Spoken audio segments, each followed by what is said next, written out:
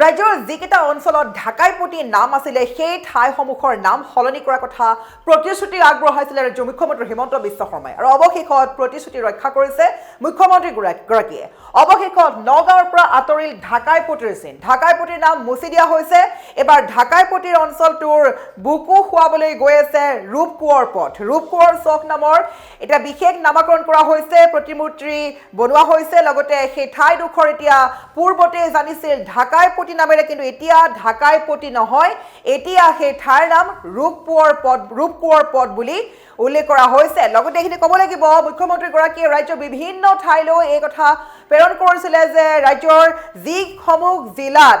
ঢাকাইপতি নামেৰে নামকৰণ কৰি থোৱা হৈছে ৰাস্তাসমূহ বা গলিসমূহ সেইসমূহৰ নাম আঁতৰাই কৰা হ'ব নামকৰণ সলনি কৰি দিয়া হ'ব আৰু অৱশেষত নগাঁৱত প্ৰথমটো প্ৰতিশ্ৰুতি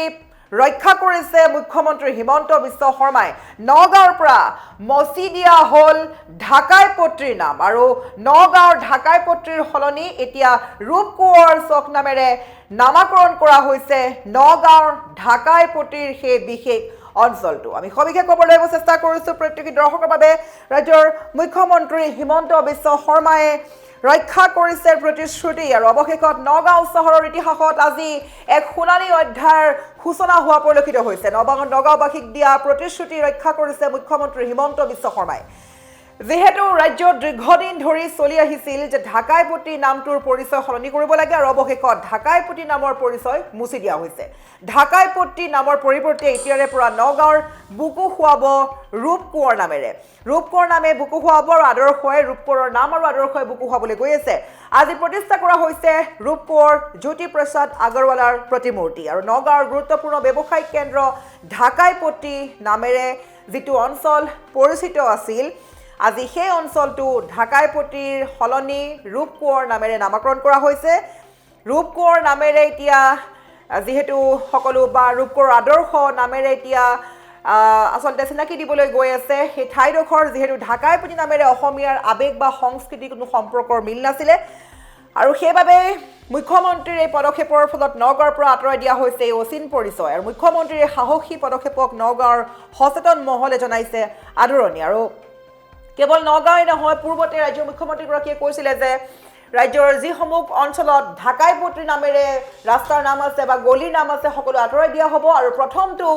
প্ৰথমটো প্ৰতিশ্ৰুতি ৰক্ষা কৰিছে নগাঁৱত আমি পুনৰ এবাৰ ক'ব বিচাৰিছোঁ নগাঁৱত মুখ্যমন্ত্ৰীৰ সাহসী পদক্ষেপক লৈ এবাৰ নগাঁৱৰ সচেতন মহলে জনাইছে আদৰণি আৰু মুখ্যমন্ত্ৰীৰ এই বৃহৎ পদক্ষেপক এবাৰ নগাঁৱৰ পৰা আঁতৰাই দিয়া হৈছে অচিন পৰিচয় যিহেতু ঢাকাইপতি নামটো অসমীয়াৰ আৱেগ বা সংস্কৃতিৰ সৈতে কোনো সম্পৰ্ক নাই কোনো মিল নাই সেইবাবে ঢাকাইপতিৰ নামটো মুছি পেলোৱা হৈছে নগাঁৱৰ গুৰুত্বপূৰ্ণ ব্যৱসায়িক কেন্দ্ৰ আছিলে ঢাকাইপতি আৰু ঢাকাইপতিৰ এতিয়া নামটো মুছি দিয়া হৈছে পূৰ্বতে সেই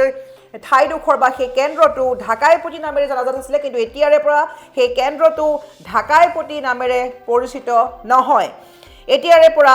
ৰূপকোঁৱৰ নামেৰে প্ৰতিষ্ঠা কৰা হৈছে সেই ঠাইডোখৰ বা সেই কেন্দ্ৰটো আজি প্ৰতিষ্ঠা কৰা হৈছে ৰূপকোঁৱৰ জ্যোতিপ্ৰসাদ আগৰৱালাৰ প্ৰতিমূৰ্তি আৰু ঢাকাইপতি নামৰ পৰিৱৰ্তে এতিয়াৰে পৰা নগাঁৱৰ বুকু খুৱাব ৰূপকোঁৱৰৰ নাম আৰু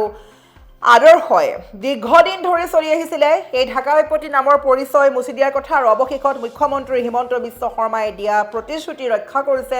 মুখ্যমন্ত্ৰীগৰাকী আৰু নগাঁও চহৰৰ ইতিহাসত আজি এক সোণালী অধ্যায়ৰ যেন সূচনা হ'ল তাকে আজি উৎফুল্লিত হৈ পৰিছে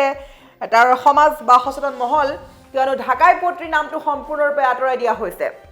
আৰু অৱশেষত আজি প্ৰতিষ্ঠা কৰিছে ৰূপকোঁৱৰ জ্যোতিপ্ৰসাদ আগৰৱালাৰ প্ৰতিমূৰ্তি আৰু আজিৰে পৰা নগাঁৱৰ বুকু খুৱাবলৈ গৈ আছে আৰু অধিক সুন্দৰ কৰিবলৈ গৈ আছে ৰূপকোঁৱৰৰ নাম আৰু আদৰ্শই পূৰ্বতে থকা ঢাকাইপতিৰ নাম মুছি দিয়া হৈছে আৰু ৰাজ্যৰ যিসমূহ ঠাইত আচলতে বা যিসমূহ জিলাত ঢাকাইপতিৰ নামেৰে ৰাস্তাৰ নাম গলিৰ নাম বা কেন্দ্ৰৰ নাম আছিলে সকলোবিলাক নাম ক্ৰমান্বয়ে এতিয়া নাইকিয়া হৈ যাবলৈ গৈ আছে পূৰ্বতে এই কথা কোৱা হৈছিলে সকলো নাম সলনি কৰি দিয়া হ'ব আৰু আজি অৱশেষত নগাঁৱত আঁতৰাই দিয়া হৈছে ঢাকাইপতিৰ চিন ঢাকাইপতি বুলি এতিয়া আৰু একো নাই ব্যৱসায়িক প্ৰতিষ্ঠান আছে ঢাকাই পট্টি আৰু সেই কেন্দ্ৰটোৰ নাম এতিয়া ঢাকাই পট্টিৰ নামটো সলনি কৰি নামটো মুছি দিয়া হ'ল, নামটোৰ ফলক সলাই দিয়া হ'ল, নামাকৰণ সলনি কৰি দিয়া হ'ল। এতিয়াৰে পৰা নগাঁৱৰ যিটো ব্যৱসায়িক প্ৰতিষ্ঠান বা ব্যৱসায়িক কেন্দ্ৰ আছিলে সেই কেন্দ্ৰটোৰ এতিয়াৰে পৰা ঢাকাই পট্টি নহয়, এতিয়াৰে পৰা ৰূপকোঁৱৰ নামেৰে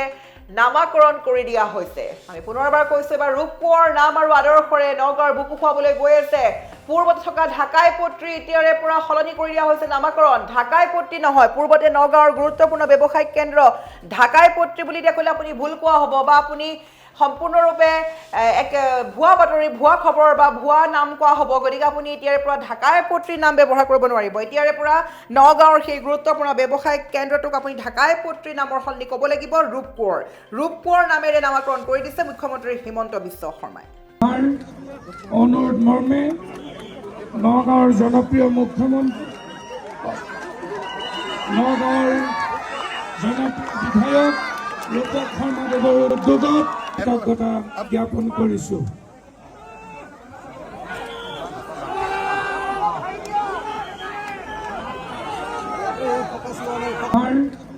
অনুৰোধ মৰ্মে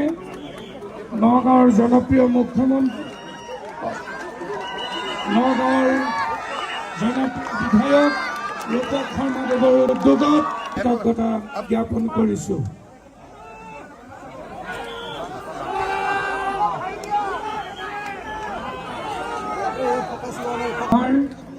অনুৰোধ মৰ্মে